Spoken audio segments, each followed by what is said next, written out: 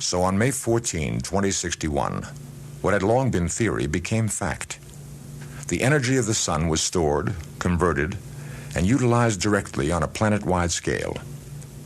All Earth turned off its burning coal, its fissioning uranium, and flipped the switch that connected all of it to a small station, 1 mile in diameter, circling the Earth at half the distance of the moon, and the entire planet ran by invisible beams of sun power.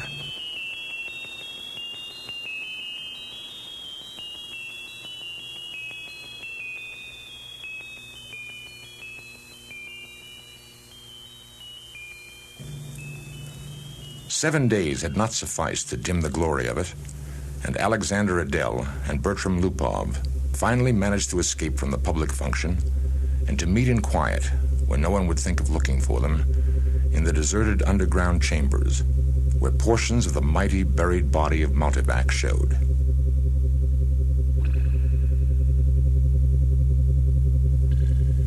Unattended, idling, sorting data with contented, lazy clickings, Multivac 2 had earned its vacation, and the boys appreciated that. They had no intention, originally, of disturbing it. Adele and Lupov were two of the faithful attendants of Multivac. As well as any human beings could, they knew what lay behind the cold, clicking, flashing face. Miles and miles of face of that giant computer. They had at least a vague notion of the general plan of microchips, memory, and logic circuits that had long since grown past the point where any single human could possibly have a firm grasp on the whole. Multivac was self-adjusting and self-correcting.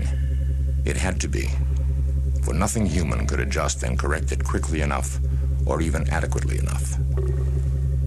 So Adele and Lupov attended the monstrous giant only lightly and superficially, yet as well as any men could. They fed it data, adjusted questions to its needs, and translated the answers that were issued. Certainly they, and all others like them, were fully entitled to share in the glory that was Multivac's. For decades, Multivac had helped design the ships and plot the trajectories that enabled humanity to reach Mars and Venus. But past that, Earth's poor resources could not support the ships. Too much energy was needed for the long trips. Earth exploited its coal and uranium with increasing efficiency, but there was only so much of both. Now, thanks to Multivac and the events of the past week, the world's energy problems had been solved.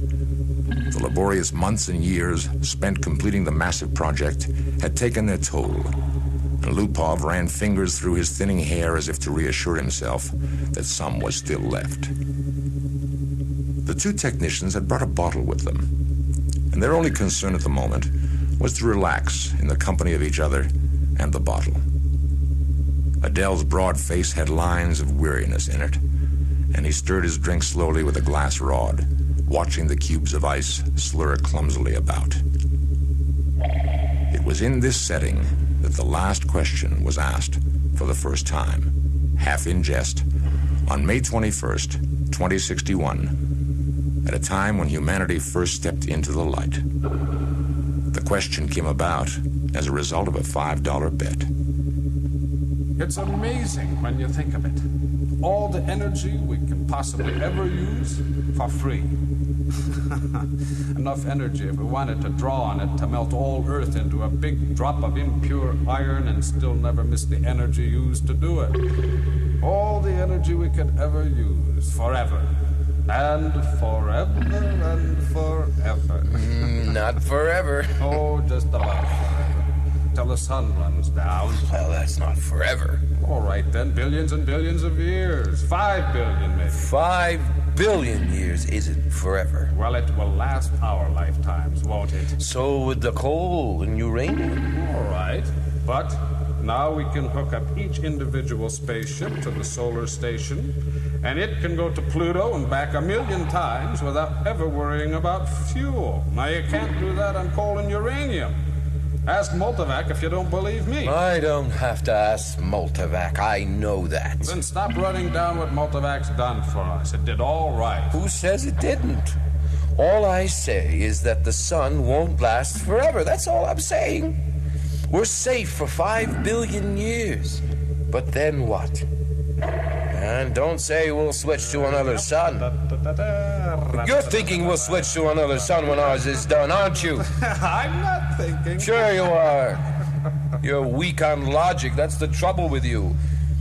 You're like the guy in the story who was caught in a sudden shower and ran to a grove of trees and got under one.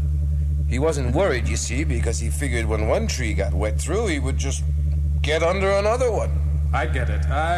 When the sun is done, the other stars will be gone too. Darn right they will. It all had a beginning in the original cosmic explosion, whatever that was, and it'll have an end when all the stars run down. Some run down faster than others. The giants might last 100 million years. The sun will last 5 billion years, and maybe the dwarfs will last 100 billion for all the good they are. But just give us 1 trillion years and everything will be dark. Entropy has to increase to maximum. I know all about entropy. Sure you do. I know as much as you do. Then you know everything's got to run down someday. All right, who says they won't? You did. You said we had all the energy we needed forever. You said forever. Maybe we can build things up again someday. Never. Oh, why not? Someday. Never. Ask Multivac. You ask Multivac. I dare you. $5 says it can't be done. Adele was just drunk enough to try, just sober enough to be able to phrase the necessary symbols and operations into a question which, in words, might have corresponded to this. Will mankind one day, without the net expenditure of energy, be able to restore the sun to its full youthfulness, even after it has died of old age? Or maybe it could be put more simply, like this. How can the net amount of entropy of the universe be massively decreased? Multivac fell dead and silent. The slow flashing of lights ceased. The distant sounds of clicking relays ended. Then, just as the frightened technicians felt they could hold their breath no longer, there was a sudden springing to life of the viewplate attached to the output of Multivac. 5 words appeared.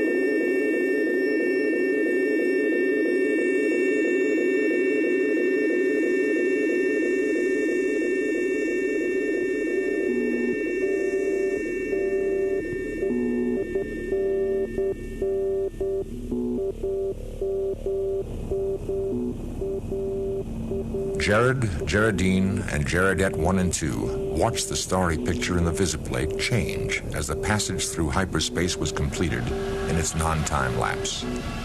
At once, the even powdering of stars gave way to the predominance of a single bright marble disk. There it is, ladies, X-23. The little Geradettes, both girls, had experienced the hyperspace passage for the first time in their lives and were self-conscious over the momentary sensation of inside-outness. They buried their giggles and chased one another wildly about their mother. We've reached X23. We've reached X23. We've reached X. What is there to be but sure? Jared glanced up at the bulge of featureless metal just under the ceiling. It ran the length of the room, disappearing through the wall at either end. It was as long as the ship.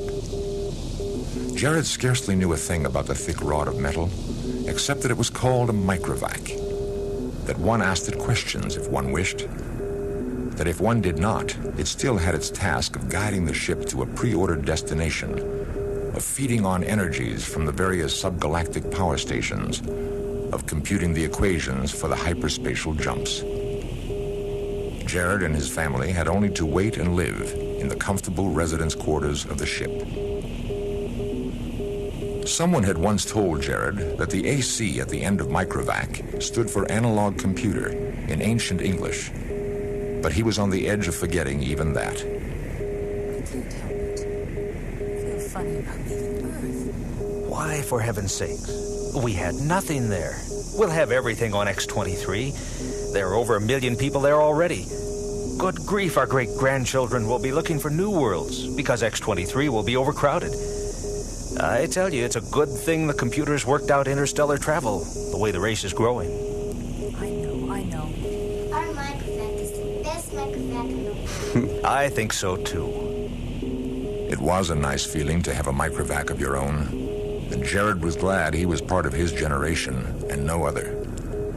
In his father's youth, the only computers had been tremendous machines taking up 100 square miles of land. There was only one to a planet. Planetary ACs, they were called. They'd been growing in size steadily for 1,000 years, and then, all at once, came refinement. In place of bilateral logic chips, had come molecular valves, so that even the largest planetary AC could be put into a space only half the volume of a spaceship.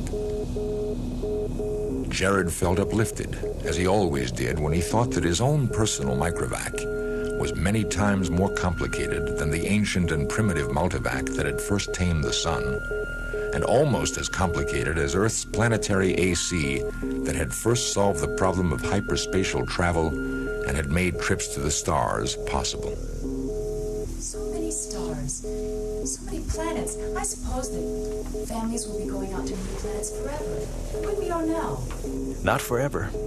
It will all stop someday, but not for billions of years. Many billions. Even the stars run down, you know. Entropy must increase. What's entropy, Daddy? Entropy, little one, is just a word, which means the amount of running down of the universe. Everything runs down, you know. Just like your little walkie-talkie robot, remember? Can't you just put in a new power unit, like with my robot? The stars are the power units, dear.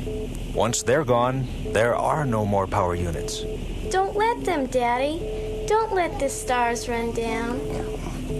How was I to know it would frighten them? Ask Microvac. Ask him how to turn the stars on again. Yes, Jared, ask it. Quiet them down. Okay, I'll ask Microvac. Now don't worry, he'll tell us. He asked the microvac, adding quickly, Print the answer. a thin strip of cellular film appeared at the output panel of microvac.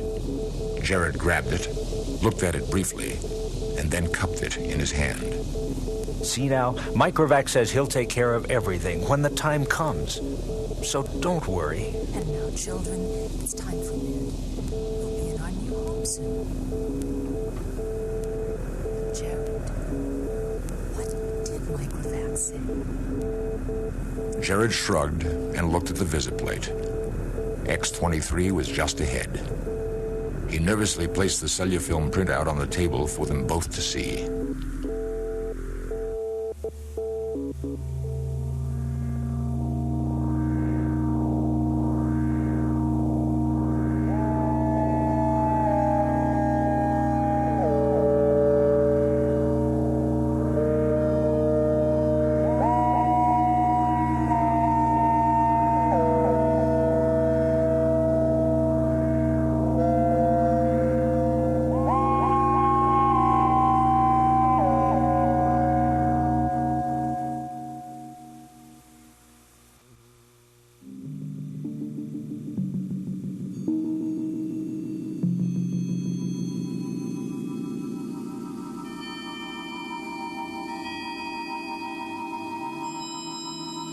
VJ-23X of Lammoth and MQ-17J of Nikron felt honored at the invitation to present the results of their study on population growth to the 543rd Galactic Institute. Both were tall, perfectly formed, and appeared to be in their early 20s. VJ-23X stared into the black depths of the three-dimensional small-scale map of the galaxy and said, Are we ridiculous, I wonder, in being so concerned about the matter? I think not. You know the galaxy will be filled in 5 years at the present rate of expansion. Still, I hesitate to submit a pessimistic report to the Galactic Council. I wouldn't consider any other kind of report. Stir them up a bit. We've got to stir them up. Space is infinite. 100 billion galaxies are there for the taking. More. 100 billion is not infinite, and it's getting less infinite all the time. Now consider. 20,000 years ago, mankind first solved the problem of utilizing stellar energy. And a few centuries later, interstellar travel became possible. It took mankind 1 million years to fill one small world, and then only 15,000 years to fill the rest of the galaxy. And now the population doubles every 10 years. We can thank immortality for that. Very well. Immortality exists, and we have to take it into account. I admit it has its seamy side, this immortality. The Galactic AC has solved many problems for us, but in solving the problem of preventing old age and death, it has undone all its other solutions. Yet you wouldn't want to abandon life, I suppose. Oh, not at all. Well, not yet. I'm by no means old enough.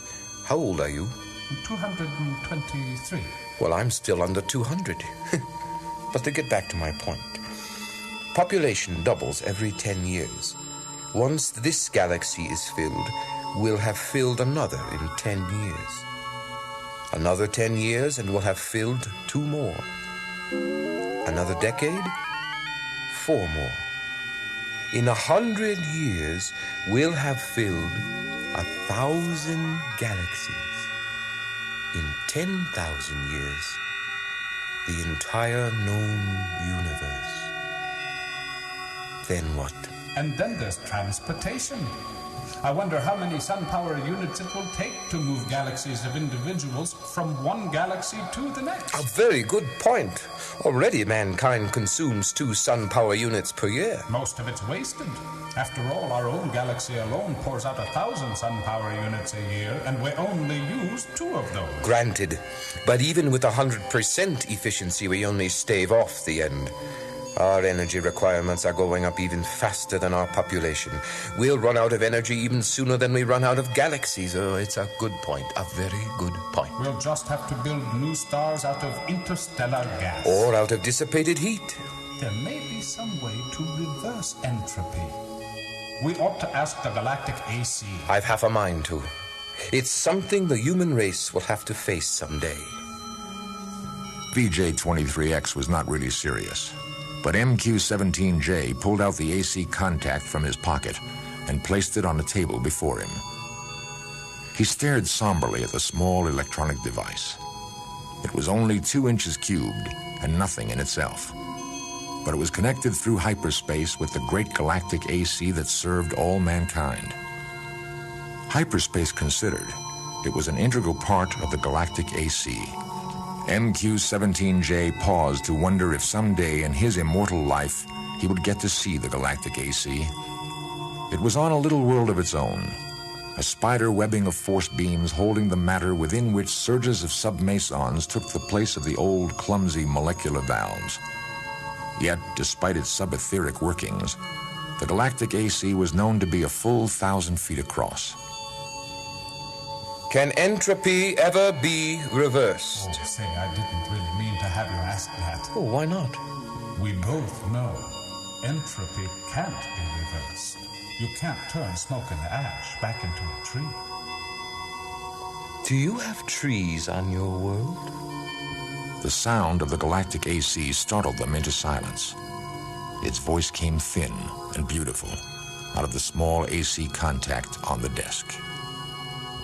There is insufficient data for a meaningful answer.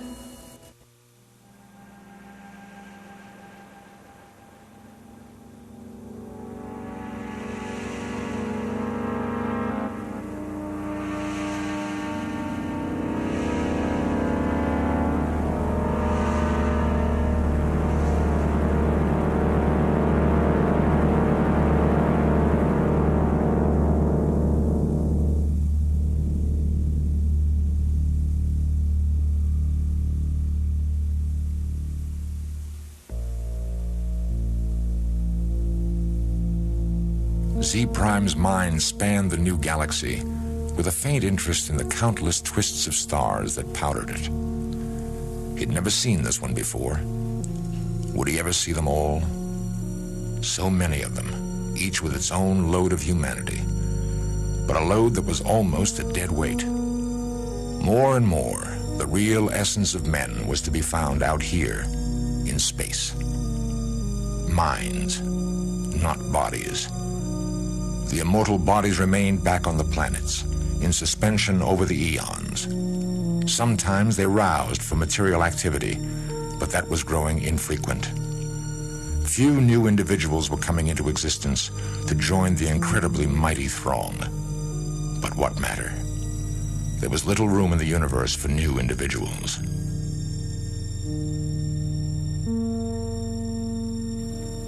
Z Prime was roused out of his reverie upon coming across the wispy tendrils of another mind. I am Z Prime, and I am D sub 1. What is the name of your galaxy? call it only the galaxy, and We call ours the same. All beings call their galaxy, and nothing more. Why not? true, since all galaxies are the same. Not all galaxies. On one particular galaxy, the race of man must have originated. That makes it different. On which one? I cannot say. The Universal AC would know. Shall we ask him? I am suddenly curious. Z Prime's perceptions broadened until the galaxies themselves shrank and became a new, more diffuse powdering on a much larger background. So many hundreds of billions of them, all with their immortal beings, all carrying their load of intelligences with minds that drifted freely through space. And yet, one of them was unique among them all in being the original galaxy. One of them had in its vague and distant past a period when it was the only galaxy populated by man. Universal AC. On which galaxy did mankind originate? The Universal AC heard, for on every world and throughout space, it had receptors ready. And each receptor led through hyperspace to some unknown point where the Universal AC kept itself aloof. Z Prime knew of only one man whose thoughts had penetrated within sensing distance of Universal AC, and he reported only a shining globe, 2 feet across, difficult to see. And that is all of the Universal AC. Most of it is in hyperspace. In what form it is there, I cannot imagine. Nor could anyone, for the day had long since passed, Z Prime knew, when any man had any part of the making of a Universal AC. Each Universal AC designed and constructed its successor. Each, during its existence of 1,000,000 years or more, accumulated the necessary data to build a better and more intricate, more capable successor, in which its own store of data and individuality would be submerged. The Universal AC interrupted Z Prime's wandering thoughts, not with words, but with guidance. Z Prime's mentality was guided into the dim sea of galaxies, and one, in particular, enlarged into stars.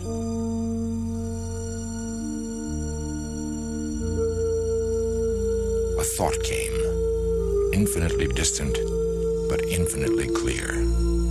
This is the original galaxy of man.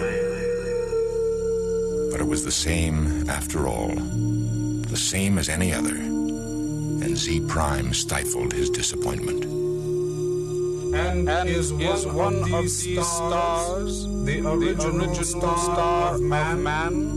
Man's original star went nova. It is a white dwarf. Did the men of its system die? A new world, as in such cases, was constructed for their physical bodies in time. Yes, of course. A sense of loss overwhelmed Z Prime. His mind released its hold on the original galaxy of man, let it spring back and lose itself among the blurred pinpoints. He never wanted to see it again. What is wrong? The stars are dying. The original star is dead. They must all die. Why not?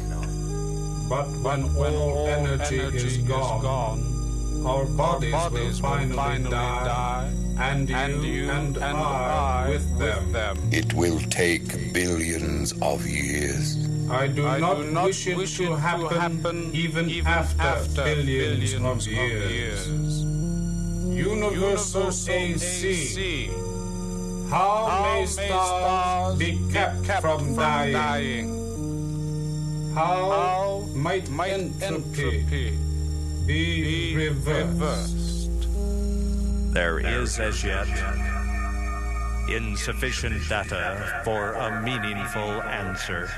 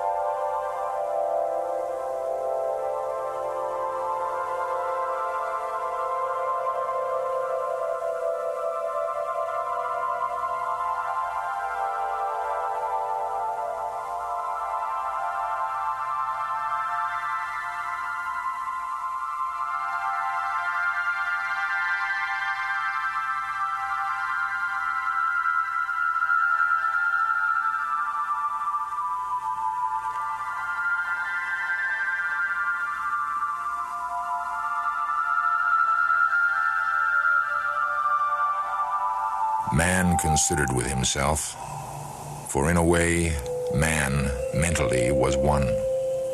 He consisted of a trillion ageless bodies, each in its place, each resting, quiet, and incorruptible, each cared for by perfect automatons, equally incorruptible.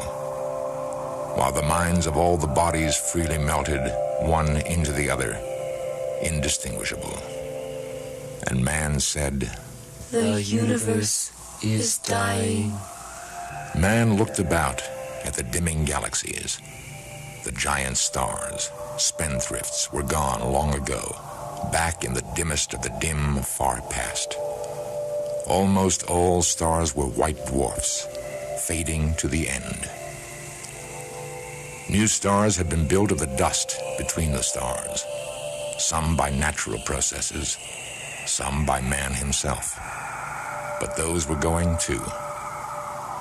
White dwarfs might yet be crushed together, and of the mighty forces so released, new stars built.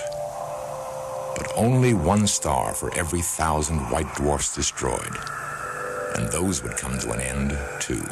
Carefully husbanded, as directed by the cosmic AC, the energy that is even yet left in all the universe will last for billions of years.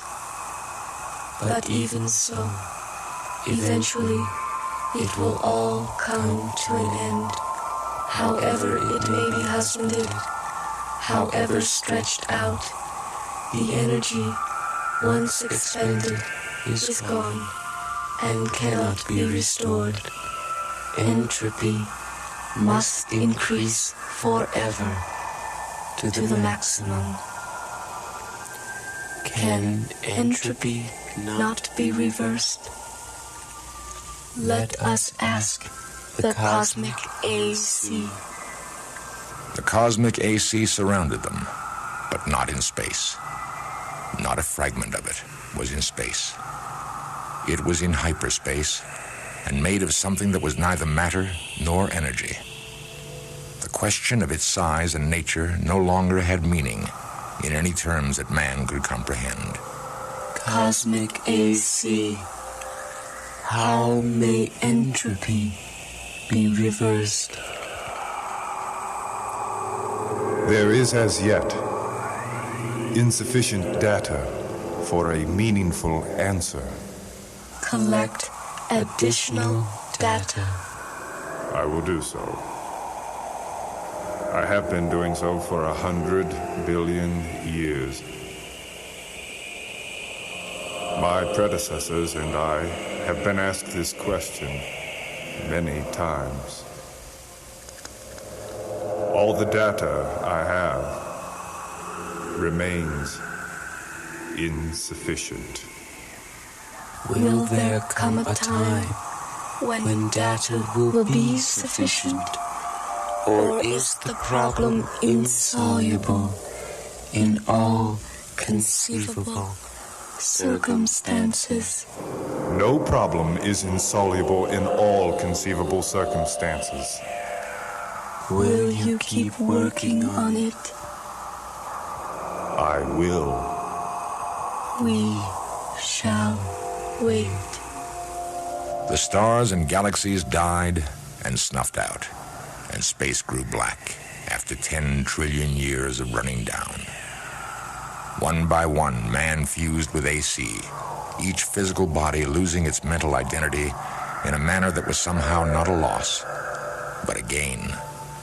Man's last mind paused before fusion, looking over a space that included nothing but the dregs of one last dark star, and nothing besides but incredibly thin matter, agitated randomly by the tag ends of heat, wearing down to absolute zero. AC, is this the end? Can this chaos not be reversed into the universe once more? Can that not be done? There is, as yet, insufficient data for a meaningful answer. Man's last mind fused, and only AC existed, and that in hyperspace.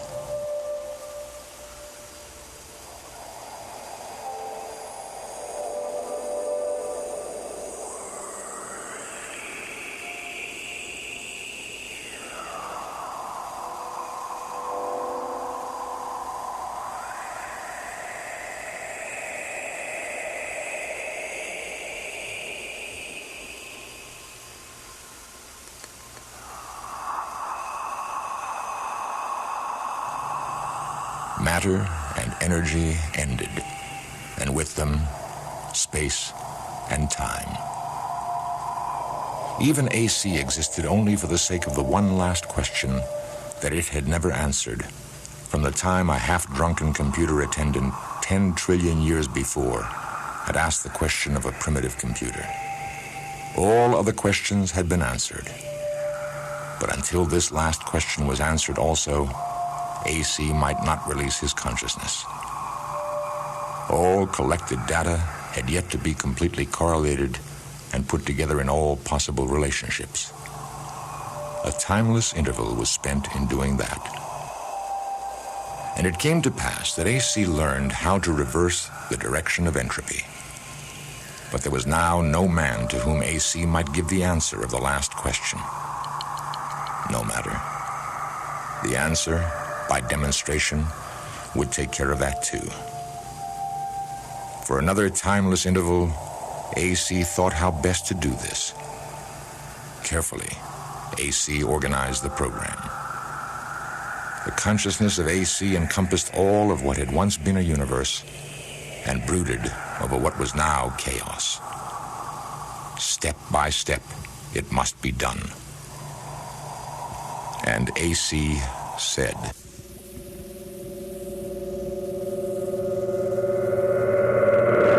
"Let there be light."